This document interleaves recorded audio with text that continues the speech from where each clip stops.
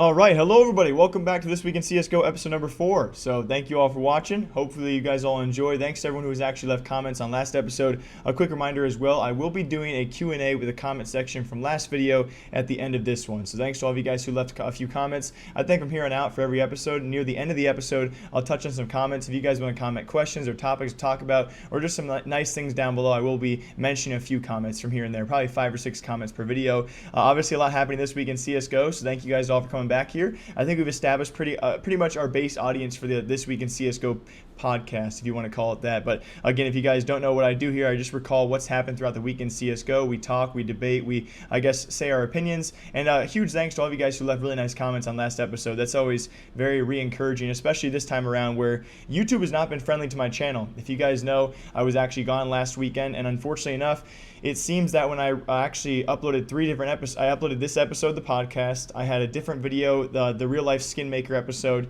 and a different episode as well on top of that. So it seems like for the YouTube algorithm, whenever I upload content that's not CSGO news, I expected less views, but it seems that now my actual news episodes also get less views. So that definitely sucks. If you guys noticed my last couple of episodes, they were like just around 10,000 views, which is definitely below average. But oh well, you know, if YouTube hates me, I guess that's whatever. I'm gonna try and keep it up, and it's definitely comments on these episodes that really keep me going. So one last thank you to all of you guys. So of course, we do have the Faceit Major going on. The Challenger stage is still going on. You guys are going to see this episode probably Saturday or Sunday. So I want you guys to know that day 3 has just concluded. We have 1 matchup left. So that's what the results are up to. Obviously, by the time you guys see this, the results could be a bit different, but we've definitely seen some big upsets so far. And I will talk about that probably in about 10 minutes. I don't want to get right into that. And there should be timestamps down below. I apologize for forgetting that last time. I was out of town, so I couldn't do timestamps. The one thing I want to talk about right now, though, is as we actually approach, at the point of me recording this, Virtus Pro, what could be their last matchup against North, and that brings up 2 very good points, but I guess I really can't talk about that until I talk about matchups. Sorry, that was my second topic was Virtus Pro struggles, so I guess we'll try and keep that for about 10 minutes from now. So the first of which I do want to talk about as well, probably something I should address on here, and you guys, again, I talked about in the main episode, I made a huge mistake this week. If you guys didn't see the news episode involving SK and MiBR, I was called out by Noah Winston on his Twitter, deservingly so. I'm glad he did it. I made a tweet saying, a regretful tweet, stupid tweet. I said I can confirm that MiBR is now approaching younger talent to actually add on to their bench. That's because someone actually messaged me. A couple people had received emails from an alleged SK Gaming / MiBR email, and apparently it was from Alex Mueller, who was actually high up in SK Gaming, but apparently the email was also branded with MiBR. So obviously it sounds suspicious right away because SK Gaming Alex Mueller had nothing to do with the MiBR rebrand, and the overall premise of the email was inviting players to Brazil to trial for the team.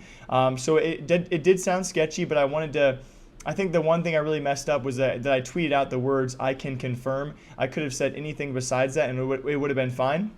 So pretty much, I tweet out that, and Noah Winston captions that and says, "This is completely freaking wrong." He doesn't say frickin', he says the other F word. But again, deservingly so. I was an idiot, and I'm really glad these kind of things do happen, because not only did he call me out, but a lot of people on Twitter did as well. It's definitely another kind of a curving lesson in my history of doing these YouTube videos to know what to say and what not to say. I think I take Twitter pretty lightly, and I definitely should have known that tweeting that out could have hurt either SK or especially MiBR, and so I do apologize for that. So if you guys are confused about that, that's my best explanation. I was messaged that a younger talent had apparently accepted a flight, like he was going to Brazil, so it was a scam email. It was an obvious scam. I should have known that, and I never should have tweeted out in those words. I should have tweeted it out to warn people, but I shouldn't have said those words.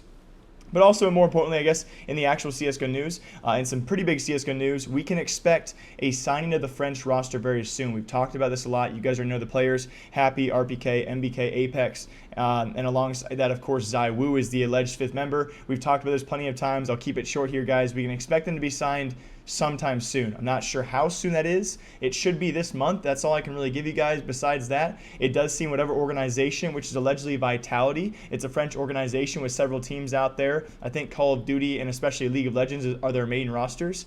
They're expected to actually sign these guys and, yes, buy those 2 G2 members out, which is, in my own opinion, pretty crazy. But when you think about it, given the timeline these guys probably need to play together with the new minor system, we would probably expect the minors to happen in late December, right, or early January. So this team needs time together. I think we've already proven several times with past French rosters after these shuffles, especially the current G2 roster, that 4 months is just not enough time. And I bring that up because if you guys have seen in qualifiers recently, G2, first of all, you haven't seen them at too many events recently, but on top of that, losing to teams like Wendigo in a best of 3 is...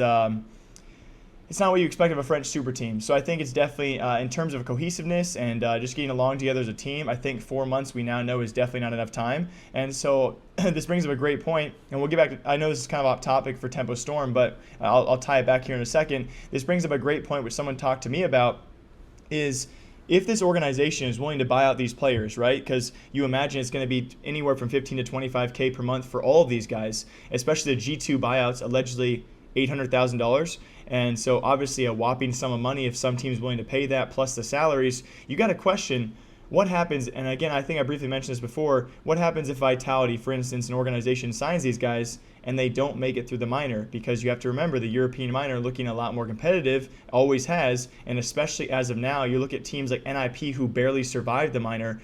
It's just incredibly competitive, and a lot of teams do not go through it. Imagine this G2 team, or this new Vitality roster who will have to requalify. They don't have a majority spot for any major. They'll have to go through the minor qualifying system, and that's not even a guarantee in terms of European. Obviously, it should be, but that's a long process, a lot of best of ones in that process as well, let alone the minor qualifier, the minor itself, and then, would a legendary stage even be possible for a new team like that? In my own opinion, I'd say no, but I think given the fact that G2 is where they are right now, I've said it before and I'll say it again, I think this new French roster, given enough time, can certainly compete with a team like G2 who loses to Wendigo. But it's going to be a hefty investment. I don't know what you guys think about that, but I think we see it a lot, and I don't think it's ever brought up. I think most recently I saw this, it was actually the Philadelphia 76ers, NBA team, who's actually invested, I believe, into, I think it's Complexity or a North American team, and they just recently re-signed a deal with Dignitas, another organization. And you wonder how much money they're flooding into these organizations who seemingly have not really shown any results across most of their esports to actually recoup that money. And so it really makes you question, at what point in time down the line are these organizations going to regret paying such sums for salaries and such big buyouts? And will this new French team be worth it? It's really hard to imagine. What comes to mind, first of all, is the old FaZe Clan roster. You know, when they first bought out Nico and all those guys together, you think about if that team did not do what they did over the past year and a half, it's insane. And you think about the G2 buyout before that time, remember it was actually the original FaZe Clan roster, the former G2 roster before that. They acquired them to FaZe Clan. FaZe Clan's first CSGO roster, I talked about this way back in the day. They were the first team to actually spend like a solid 6 figures, like up and away, close to $1 million for a team, and that team actually did nothing. Like, I mean, it was maybe a few top 8 finishes, and they definitely did not recoup their payment. Obviously now FaZe Clan, the organization, still has plenty of money to buy new rosters, and their current roster has done a lot, statistically speaking, a lot of top 4s, and they've definitely proven themselves worthy as a brand. It's lucky for FaZe Clan to go from such a rough start in CSGO to paying a large amount of money for even a newer roster and doing so well. I know I'm going off on a tangent here, but I cannot see the longevity of these organizations paying such large sums. As we see teams like Dignitas and Tempo Storm, and I could name countless, not off the top of my head though, we see all these lower tier organizations going out of business. I have to imagine that the longevity of these upper organizations paying these insane salaries, I don't think can it last? I think that's why we saw the Cloud9 guys late last year, remember Stewie and Automatic, there were rumors that they were going to try and kind of, not really purge, I think it was nothing along with them, and Shroud, those guys, the old Cloud9 roster, they were trying to get higher salaries, you know? It was like the rumors where they might leave unless they get higher salaries. It was never proven, obviously, but it would be a smart play on the player's end to try and obviously get paid more. But it's hard to see how long this will last, and I hope it does last, obviously, but I would not be surprised if down the road we're seeing these top tier teams all of a sudden get more competitive because organizations try and band together and not pay as much money, and I don't know. I guess we'll see what road that goes down. But how that's actually relevant to Tempo Storm is we actually had 3 of those guys. It was Happy, RPK, and Zaiwu all trial with Tempo Storm. And Tempo Storm, this team had potential. There were a few qualifiers, forgive me, I can't remember which ones they were, where they made it quite far. They couldn't exactly, make it all the way, but still a roster had potential, especially because they announced the release of Acilian and Lowell, and we thought, okay, these guys can pick up a couple heavy hitters, and the rumors were a couple French guys because they trialed for several weeks with Haci and RPK, I believe were the two. And it was really tough to see because then it was RPK out, it was ZywOo in, and then it was Tempo Storm trialing back when Fox and HS were still there as well. It was them trialing with ZywOo and Haci then. It was Haci RPK, then it was Haci and ZywOo, and you think, okay, that's a solid roster. And there were equal rumors. ZywOo had told us, and there were other sources out there saying ZywOo would sign sometime in September, and so we thought, okay, it's going to be Tempo Storm. Tempo Storm will have HS, Fox, I forget the third member, and then a couple French guys, maybe Haci and ZywOo, and you think, that's a solid roster. That's a team that could definitely qualify for some minors, if not some major qualifiers. A solid 5-man team, and just like that, it falls apart because we now pretty much can confirm the new French roster starts. Those three guys, Haci, RPK, ZywOo, say, hey, the new French team instead of this random Brazilian Tempo Storm team, I'm out. And now we have Fox, who has officially left, and Tempo Storm has disbanded. And just like that, in a month's time, you go from a roster who has potential to a roster who has nothing. So that was, to me, that was insane news. And maybe I think of these things way too heavily. Maybe this kind of stuff bothers me way too much, but it's just insane to see what money and playing with players of your own nationality can really sway you back and forth. And I'm happy for some of the players, obviously. When I talk about your culture or your ethnicity kind of pulling you away as well as money, we have Mixwell obviously enjoying with Movistars. It's a huge topic of debate. Should Mixwell be at Movistars? Can you guys name what's another player out there who has so much potential with a team who has not a huge track record? I'm not saying Movistars is terrible. They qualified for the MSI event at New York. Not a premier event, but up there. But I'm just saying, what other players out there of such high potential are on such lower tier teams, besides maybe a ZywOo with AAA? There's a lot of upcoming players that we know of, but not well established like Mixwell. And so, yeah, it's a huge debate why he's actually there. And a lot of it is because, of course, being of the Spanish origin or his culture and, wanting to kind of rep his country, it makes sense. And they're probably paying him well.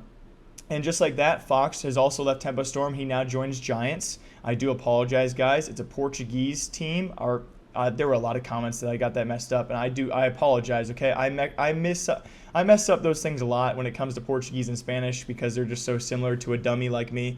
But Fox has also left for the same reasons. Obviously, probably money, and again, that kind of cultural pride. So it's kind of crazy to see what drives players these days. It's obviously a bit of money, obviously a bit of pride.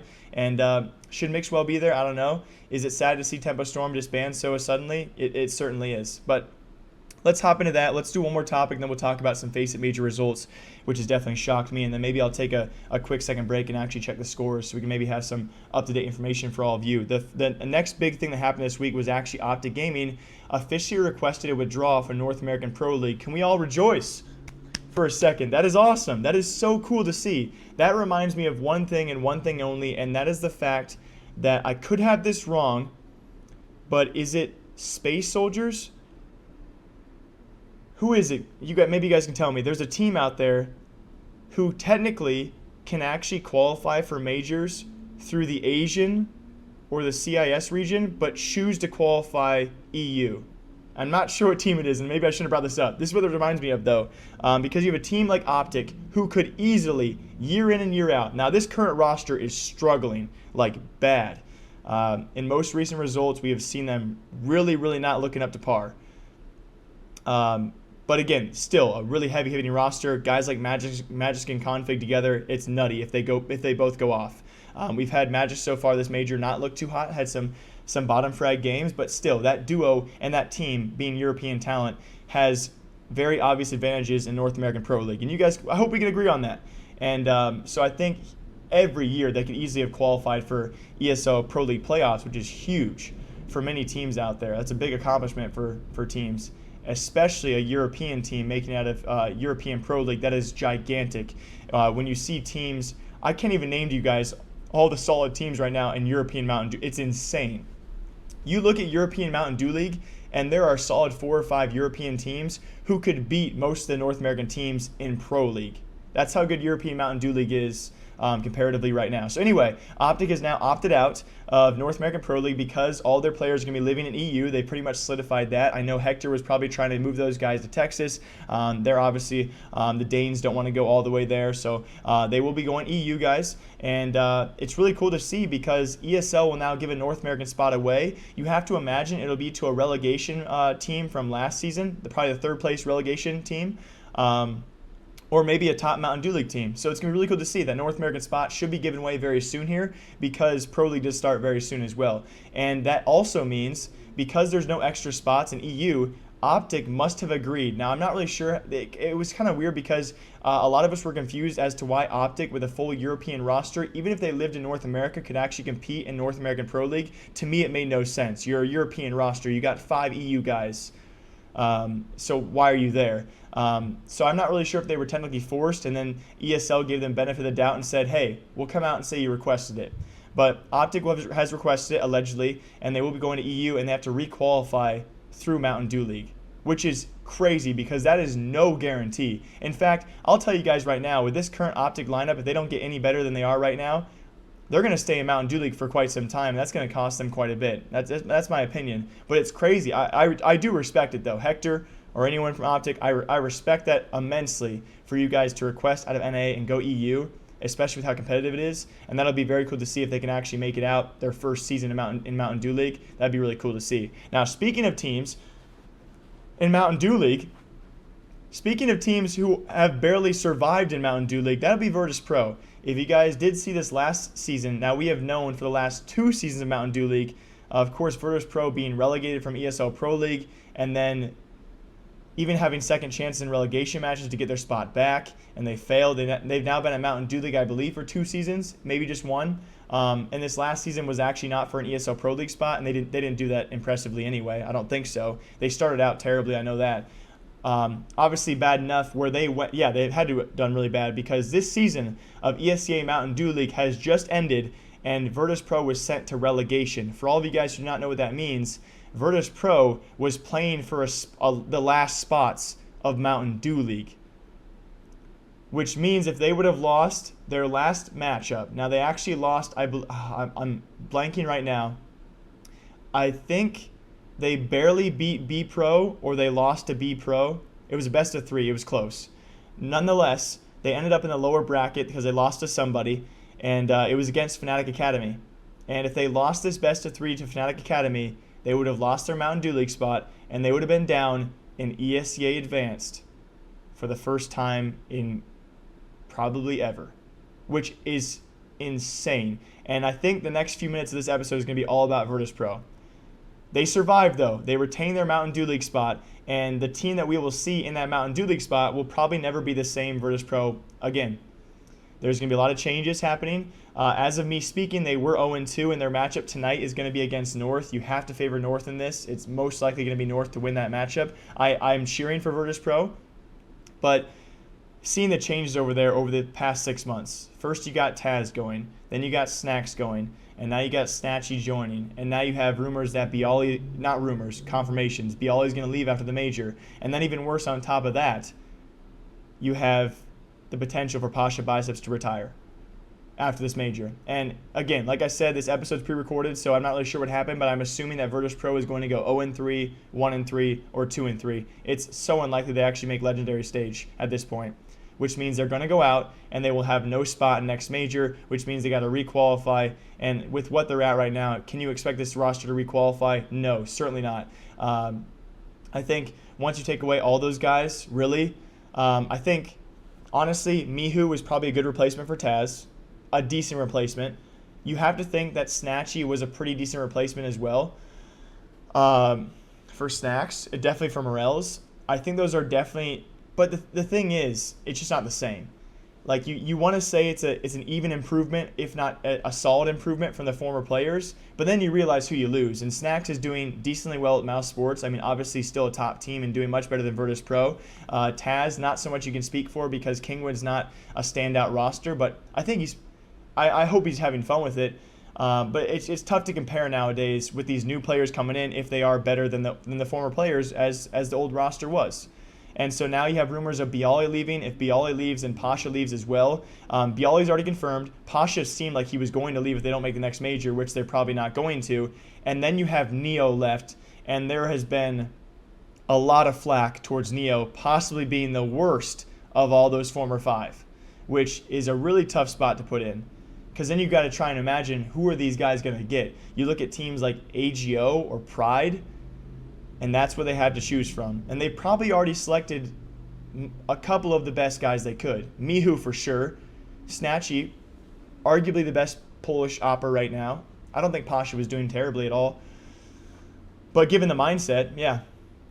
It's crazy. It's so insane to me to think about. Back in 2016, late 2016, these guys, that former 5, as we all know, the OG Virtus Pro roster, these guys signed the longest contract at the time, the most expensive contracts in CSGO history for 4 years, and less than 2 years later, we could have 4 of those 5 gone, and the only one left would be Neo, arguably the worst one, sticking it out. And who knows, by then, wasn't it rumored a long time ago, I believe? Wasn't it rumors that, or not even rumors, didn't the CEO say that changes would be made if needed after Taz left? I think it was. And I think people thought it was either Bialy or Neo, which it could be Bialy, but it could be Neo too. I mean, hey, Bialy and Pasha leave, the CEO might be like, hey, I bought Taz a car, but Neo, we're not the same team. You can go. And they just rebuild from there. And it'll be the first time in 4 years that we've seen a Polish team at the top that's not Virtus Pro. So it's been hard to watch. It really has been. You look at Pasha's tweets, it's been demoralizing. You look at their gameplay, it's demoralizing. And if you guys actually watch this, it honestly, you can tell it's defeating. And it's so tough to know, obviously, what they're going through because only they possibly can. Only they have been in their shoes. They have been the longest standing pros in CSGO history. Only they know how they feel right now, how defeating and how demoralizing that might be, and especially to put up with the comments online, I can't even imagine. I really can't. I made a stupid MiBR SK Gaming tweet. I got a few tweets that were really mean, and I was borderline emotional as frick. I can't imagine being a Virtus Pro guy right now. I hope the best for him, I really do. That's why I like how Taz and Snacks, I like how they almost left on their own terms, especially Taz. It feels like they left on their own terms, and they chose to go where they are, and I'm happy for them. But it's tough to see, but I guess we're going to keep on seeing that probably as we go on. Okay, we're going to talk about Faceit matchups after one last topic, and that will be Doc. He's now 18 years old. Nothing's happened yet. He's been 18 at the point of me recording this 4 days. The point of you guys watching this, probably just less than a week. He's been 18 years old. He promised us all, or he didn't promise, but he said he would leave his home, pick up streaming, that kind of stuff. Obviously back in Faceit now that he's 18 years old. So I'm excited for the future of the guy. He's been keeping up on YouTube, on Twitter, pretty active as well. So definitely got a bright future in my own opinion. I'm happy for him, and I cannot wait to see if he actually moves out from his parents' house and they let him play CSGO full-time and competitively. And I think definitely given his, not only his, I think honestly a promising player if it's proven that he's not been, sketchy and he's not been using cheats, which I don't think he has, but there's definitely sketchy things out there. He has potential, and I think definitely social media-wise, you see a lot of teams out there interested in players that are big on social media. We had this past weekend, Elma Putty. He got signed to Team Order as their coach because he was a CSGO analyst on YouTube. And we had D0cC. And again, obviously these guys have talents outside YouTube, but it definitely helps to have social media following like Doc does. And he definitely does have that presence on social media right now. He's blowing up and definitely very popular. So like D0cC went to Sprout. So very cool to see that, guys. Let's now hop into the Faceit Major very briefly here. And we're just going to do no cuts. We're going to see what Jake remembers from the top of his head after day 1 and 2. So I think, firstly, I need to touch on very quickly that gold trophies are borderline impossible for me. I have one, and I have a bronze trophy, but I want to clarify, I got that bronze trophy because I chose 0 playoff pick'ems that year. It was E-League Boston. E-League Atlanta, I got a gold because I was lucky as heck. I'll admit it, I was so lucky. E-League Boston, I got a bronze because I didn't do any playoff pick'ems. So that's why, all right? Don't you dare judge me. This year has been incredible. I love the Major. It gets me so excited. Maybe I'm excited because I just took a sip of caffeine, but I love it because part of my work is actually, a lot of you guys know, I work for an esports company now. We have our own YouTube channel, our own website called Esports Talk. I love it. It's tough. Breaking into the esports market is so tough. I'm gonna keep on doing it as long as they let me. But part of my job, I can watch CSGO, I can watch esports, and I've been watching the major matches in the background so much. I love these best of ones. Some of them have been tiring because these best of ones have been going into multiple overtimes, but it's been pretty nutty to see so far. And again, one more time, I'm behind in the matches because I pre-recorded this, but throughout day 1 and 2 and part of 3, the biggest surprise to me was, at first it was Spirit, taking down Vega Squadron, my 0-3 pick, and then it was Vega. Vega, putting up a good shot. I think they're currently 2-1 right now, and all of a sudden we have 2 CIS teams, and one is guaranteed to go through. Most likely Spirit or Vega Squadron will, and they definitely put some upsets out there on the board. The biggest surprise, hands down, would be North going, of course, 0-2 right away, and they're playing Virtus Pro arguably right now and could be losing or could be winning. And obviously surprised because a team coming off a DreamHack Stockholm win, I think it was Stockholm. I'm really bad with those names, but either way, a DreamHack victory for them in immaculate fashion. These guys beat some of the best teams in the world. It was Mouse Sports, and then it was FaZe, and then it was Astralis. They beat all 3 of those guys, all legendary teams. And I wouldn't say handedly, but a couple of those matchups were pretty solid, and North looked pretty freaking nutty. It was amazing to see. I think a lot of that went for MSL. MSL, a guy you don't usually see frag too hard, but he definitely had his moments there, and definitely a standout performance there. And I think there was definitely 2 debates. We've had curses before in the past where a number 1 team or a highlighted team, a hyped up team going to the major does not do very well. And then we've had teams who have players, if they don't go hard, if they don't go all out and they don't have good performances, they tend to struggle. I think we've definitely seen what Thorne would say, going back to the mean. I don't think those are the exact words he uses, but a team kind of reverts back to what they're used to. And I think we saw that for North. I wouldn't have said they go 0-2, but we could have our premier tournament champions before the major, closest to the major, go out before the major even begins, which is insane to see. Besides that, Virtus Pro struggling.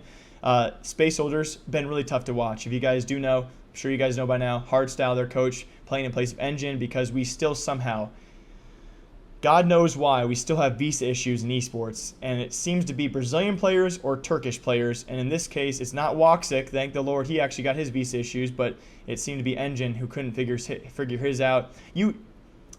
I don't know the process, but I've always had a hard time believing that if you actually know you're going to go to the major, you should have plenty of time. But again, with the minor system, I think this time around it was a bit earlier than usual, but in previous majors, the minor system comes out of nowhere, and teams don't know, and so I can't, obviously probably no teams are listening to this, but I think it was actually Steele who tweeted out a long time ago when Woxic was having his issues, dude, get the visa, get the passport, they last 4 to 8 years, just get them.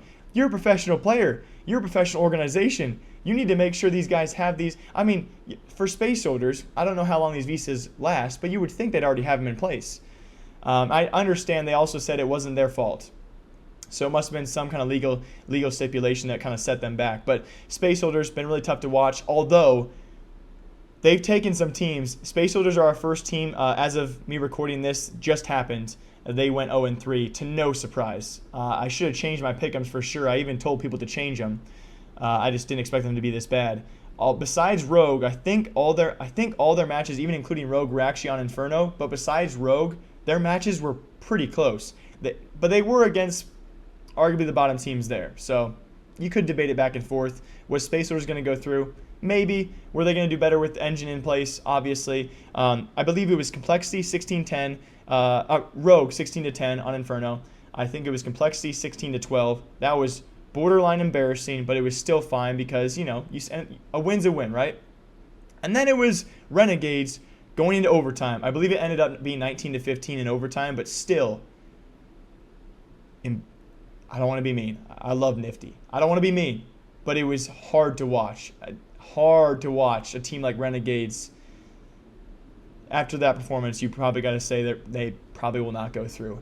And that is, again, a reason why people think the Asian minor deserves only one spot, and that just kind of reinforces it. I think this also reinforces what I said previously. and I don't know if you guys agree with this, but we have our new major system in place where the 15th and 16th place spots for the legendary stage. So we have our 8 teams of the 6 teams in the challenger stage join the current 8 legendary teams, and the 15th and 16th place spot now do not get guaranteed challenger spots for the next major. I honestly think it should be like the top 12 get spots. So your top 8 get legendary spots again, and 9 through 12 get challenger spots. And I honestly think we should re-qualify through the minors 12 teams. I really do, because we have teams like Spirit, like Vega. I don't know who else has a chance right now. A lot of teams obviously have chances, but teams like that who maybe don't deserve it based off their matchups, who are going to get guaranteed spots. And I mean that because I cannot see a team like Vega especially keeping this roster for that long. I mean, I know apparently they made huge buyouts, right? Some of the largest CIS buyouts of all time. But a team who does not even play all year round, and the only event they go to is the minor all out of nowhere, and they manage to make it through, yeah, they might be good, but I don't know. It's tough. There's no solution in my book to that. Other teams out there, though. Rogue looked really good day one. They really did. Of course, it was against Space Soldiers, but they also looked very good day 2 against Astralis, and I believe it was an overtime loss. It might not have been, but it was a close loss where Rogue had several match points, and it was really, really hard to watch because now we also saw Rogue today lose again in another close matchup. I'm struggling to think about who that was against, but I don't know. It's been a weird major. A lot of matchups going wishy-washy. Tai Lu having some decent success here and there.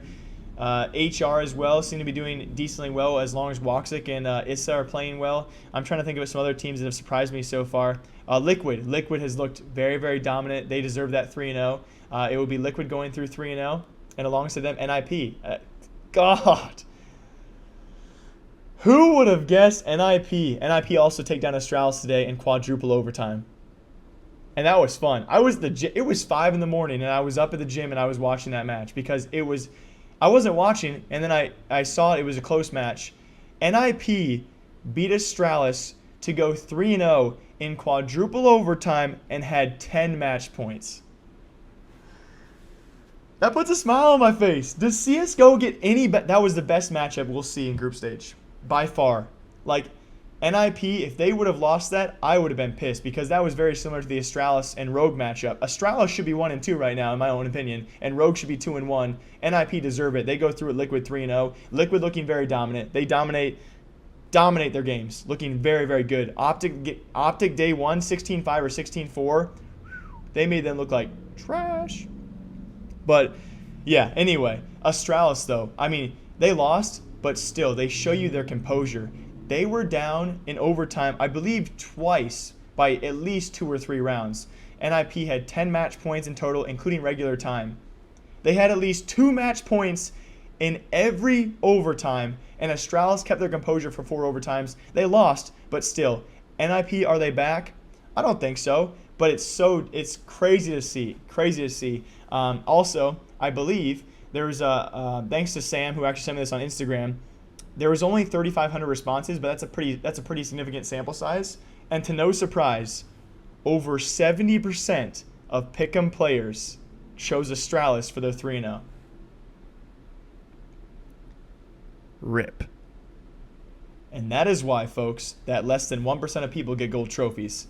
But you guys have to remember, here's the crazy part. The part that people forget is this phase, this only matters because if you get every pick'em right, they're only worth 1 point in this stage. If you get every pick right, you save yourself a playoff incorrect. So let's say, for instance, you technically have to get pretty much every initial pick'em right to earn those amount of points, and that way you can afford to lose 1 playoff match. You still have to go pretty much clean throughout all of playoffs to earn the gold trophy. So honestly, you don't have to play pick'ems.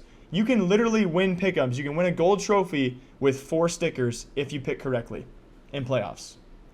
If you get the quarterfinal matchups all right through the grand finals, you pick four teams correctly, you can buy 4 stickers, spend $4, and earn a gold trophy. It's probably impossible, but I just want you guys to know that these pick'em stages really don't matter too much. They can save you a couple losses, but you still have to do very, very well.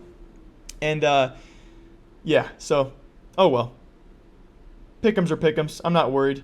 Other life updates before we hop into our last few topics, guys. I think we're gonna try and stick to the like 40-minute episodes. I don't know what you guys think about that. We're gonna try and stick to a little smaller episodes. That way, every week I can actually guarantee an episode. So yeah, real life updates very quickly. I don't know if you guys can tell. I'm trying not to be like Mr. Noodle Arms. I've actually been lifting. I've seen Dazed on Twitter posting some tweets. It's been really cool to see his progress. And if you guys do know, I'm out here in Vegas. I'm all alone. If you guys are ever in Vegas and are, this is going to sound kind of weird. If you guys are adults, 18 years or older, this sounds weird, but just save me the awkwardness. I do apologize because people have reached out and said, Jake, you want to get dinner? You want to hang out? And they've been like, 14 or 16 years old. I really would love to hang out with you guys. It just it's weird, So if you guys are adults and ever in Vegas, reach out to me via Twitter. I would love to hang out with you guys. I got dinner with a couple last week, Shane and Pearl. Shouts to you guys. It was really fun. We got sushi. So I'm going to get dinner with another guy here in Vegas in about a month. So if you guys are ever in Vegas, hit me up. But I've been lifting. I live here alone, so I've been trying. It's been tough. I know you guys probably don't care, but I know a lot of people out there, it's either you're trying to gain muscle or lose weight. It's really kind of the two things to get in shape.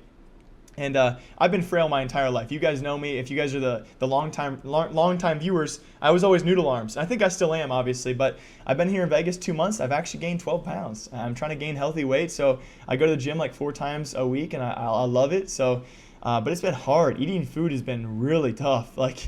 I'm just trying to look better, on camera, trying to maybe find a girl, maybe, if it happens. But yeah, those are some small life updates as I bumped my microphone on accident.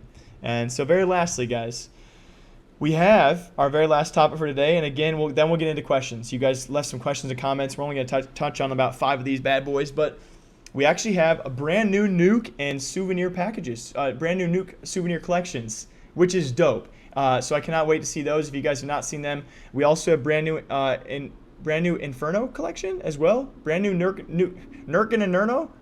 But yeah, they look really cool so far. If you guys have not seen them, that's going to be a good reason. So far, we've only seen Nuke, I believe, through day 3 once or twice. Actually, as of right now, I believe only once. So those packages could be very expensive. And as of right now, they were just below $20. That means they could be the next Cobblestone, and they could go to well above $40. If you guys have seen as well, there's a new MP7 Fade, looks very sick. People are opening factory new floats of that already. I think those were quite expensive so far. I think the number 1 float of that went for like $400+ when it first came out, which is insane. What's even more insane is the brand new M4A1S. The first one of that, .001 float, factory new souvenir of that, went for $1,000 on Steam. I'm really curious how much money you guys have out there. Really, really curious. Really, really worried if anyone watching this video is one of those guys who bought that. Really worried about you. And very last, before we get to our last topic as well, I love Major Time as well because I get to look at Twitter all the time. There's a Twitter account, Brian and Infernorse. But most notably, Don Haci has his Twitter account. I love it.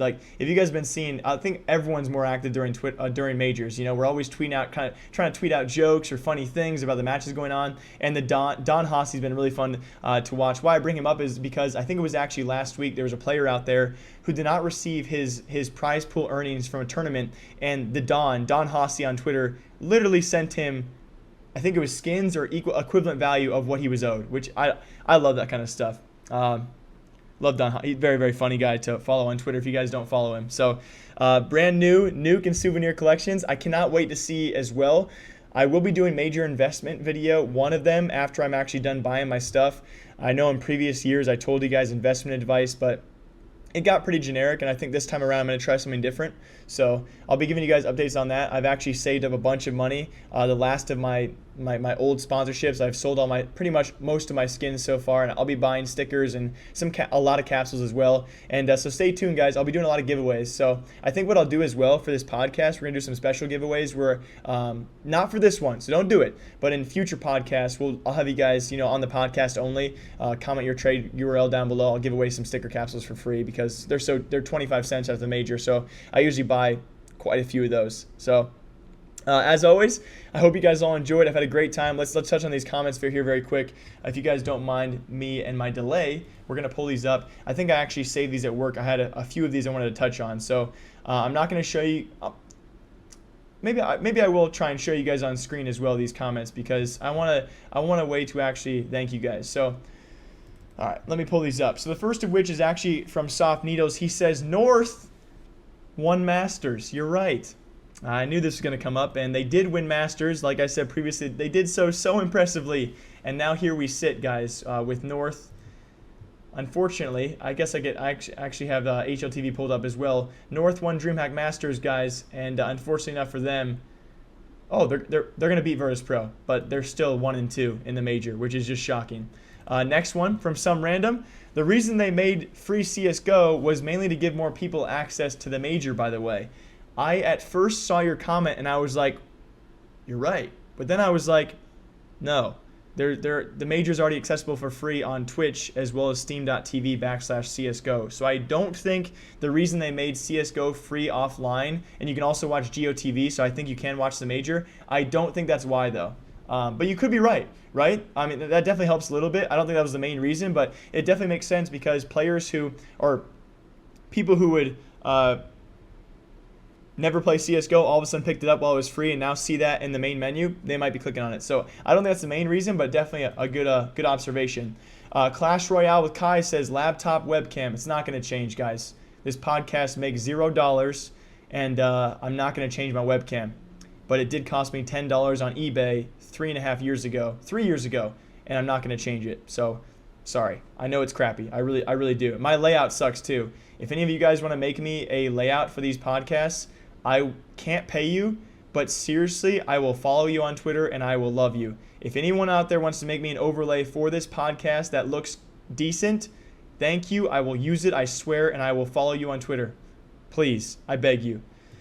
All right, last two here, guys. Mr. Sanity, don't pay your players so much money if you can't afford it. Preach, man, preach. I think this is actually in reference. I don't even know who this is from last episode, so I can't remember it's actually in reference to. It might be the new French scene, and I couldn't agree with you more. The new French team. But the thing is, nowadays, that teams are getting so competitive. If people like FaZe Clan are willing to pay $400,000 for a buyout plus $25K a month, and you want that same player, you're gonna have to pay that amount.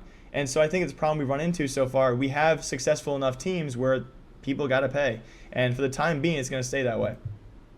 All right, very lastly, guys. From Young, just make CSGO free already. They did, kind of. You beat them to it, man. VACnet is working. People who aren't new build a rep for matchmaking so they aren't queued with hackers. I was hoping you can do stuff in community servers. I disagree, man. I really do. I'm going to close out some of these things, though. I couldn't disagree more. I could. I love the idea of making CSGO free. I just don't think we're there yet. Especially when you compare CSGO cheaters to other games, it's not even comparable. Like, it's not even close. You hear about Fortnite cheaters every once in a blue moon, but you hear about CSGO cheaters almost every single day. I mean, people make videos about cheating, like my friend B-Hop, and they can do it openly. I think CSGO is one of those odd games out there where it's just so. I wouldn't know. I've never cheated in CSGO my entire life. I never will. I have no reason to. But I think CSGO is one of those odd games out there where it's so satisfying to cheat in, right? Because you are literally you're seeing everything. It's FPS style, like it's first person. You are that character, and you get to see that aim model lock onto a head. Ba ba ba ba ba. You get to see it in action. I think that's why it's so addicting. And of course, viewership-wise, people know they can piss people off as well. I think it's one of those rare games out there where it's just so satisfying to cheat. I don't think CSGO should be free for a couple years. And when CSGO is free, it'll have a slight revitalization. But it's also because you got to think about how many people that's going to piss off, right? All the veterans are going to be pissed off because they're going to naturally think there's going to be more cheaters. I don't think we're quite there yet. I do agree with you. I think in the future sometime we should do free CSGO. I just don't think we're anywhere close to that. But those are my thoughts. But as always, thank you guys for the comments. I do appreciate comments. I read them every day. So I hope you guys all enjoyed. I'm going to go have a drink and just chillax at home. I will see you guys all hopefully tomorrow with more CSGO news or later this week. If you guys did enjoy, do me a favor, leave a like, or more importantly, leave a comment down below. As always, my name is Jake, and I will see y'all next week with another podcast called This Week in CSGO. I'll see y'all then. Goodbye.